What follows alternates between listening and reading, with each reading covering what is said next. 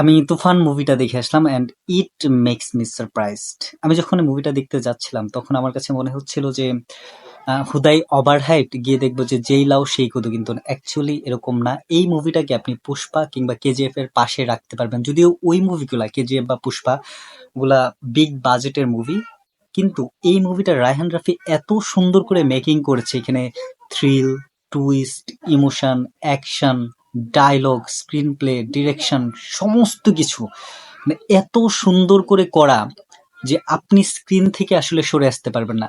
১ মিনিটের জন্য আপনার স্ক্রিন থেকে চোখটা সরবে না এবং আপনি ফিল করবেন আপনি বলিউডের একটা ফিল্ম দেখছেন এবং এটা যে বাংলা মুভি, আপনার এটা ফিল হবে না। এবং সাকিব খান দুর্দান্ত লেভেলে অ্যাক্টিং করেছেন এবং আমার কাছে মনে হয়েছে যে এখানে ২ টা ডাবল রোল আছে এবং এই মুভিটা যদি শাহরুখ খান বা অন্য কেউ করতো না, পারতো না।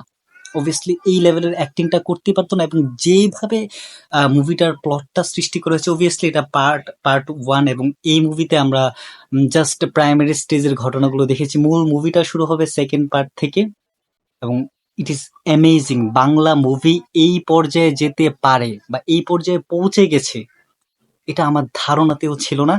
এবং এই মুভিটা দেখতে যাওয়ার আগে আমার বাংলা ফিল্ম ইন্ডাস্ট্রিকে কিছুই মনে হতো না, কিন্তু এই মুভিটা দেখে আসার পরে আমার সমস্ত ধ্যান ধারণা, চিন্তা চেতনা বাংলা মুভি সম্পর্কে পাল্টে গেছে। এবং ২ বাংলা আমি বলছি, কলকাতা, আমরা তো মনে করি যে কলকাতায় অনেক বেটার মুভি সৃষ্টি হয় ঢাকার ফিল্ম থেকে, কিন্তু আমি বলছি, গ্যারান্টি দিয়ে বলছি যে কলকাতায় এখন পর্যন্ত এরকম মুভি তৈরি হয় নাই এবং তারা এটা পারবে কিনা এটা নিয়েও সন্দেহ।